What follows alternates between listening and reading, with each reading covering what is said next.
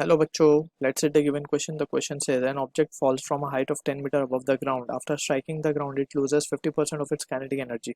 The height up to which the object can rebound from the ground is option A 7.5 meter, option B 10 meter, option C 2.5 meter, option D 5 meter. So for this question, जो key concept यहाँ पे we need to understand is the concept of energy conservation. Energy conservation. So let's try to understand this. Let's suppose ये हमारा ground है, ठीक है. यहाँ से object fall कर रहा है. This object is at height let's say h1. इस पॉइंट पे इसके पास पोटेंशियल एनर्जी है let's say p1.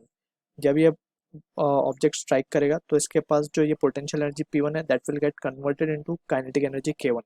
ठीक है. उसके बाद हमें बोला गया है अब आफ्टर रिबाउंड्स ये लेट्स से ये हाइट अटेंड कर लेता है h2. इस h2 हाइट पे इसके पास पोटेंशियल एनर्जी हम मान लेते हैं लेट्स से p2 है. ठीक है. अब जिस वेलोसिटी से ये ऊपर जा रहा होगा या फिर जिस एनर्जी से ऊपर जा रहा होगा वो 50% होगी k1 की.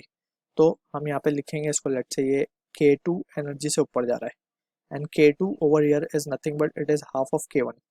ठीक है ना, ये बात हमें समझ में आ रही है. अब हम क्या लिख सकते हैं, k1 क्या होगा बेसिकली, इसको हम लिख सकते हैं m हाफ ऑफ p1, क्योंकि p1 ही k1 में कन्वर्ट हुआ है राइट. तो k1 की जगह हम p1 लिख रहे हैं और p1 बेसिकली क्या है, हाफ mgh1. ठीक है. So that will be k2. अब फाइनली हम देख सकते हैं कि ये k2 ही p2 में कन्वर्ट होगा, तो हम लिख सकते हैं half M G H two H one will be getting converted into p2 को हम लिख सकते हैं mgh2. तो यहाँ से mg कैंसिल हो जाएगा. तो यहाँ से हम देख सकते हैं कि वैल्यू क्या आ जाएगी हमारे पास, simply it will be half of h1 हमारे पास 10 मीटर गिवन है, तो ये हो जाएगा 5 मीटर. So this is the answer for the question. अगर हम ऑप्शंस को देखेंगे तो D will be the correct answer for this. So I hope you understood the solution. All the best.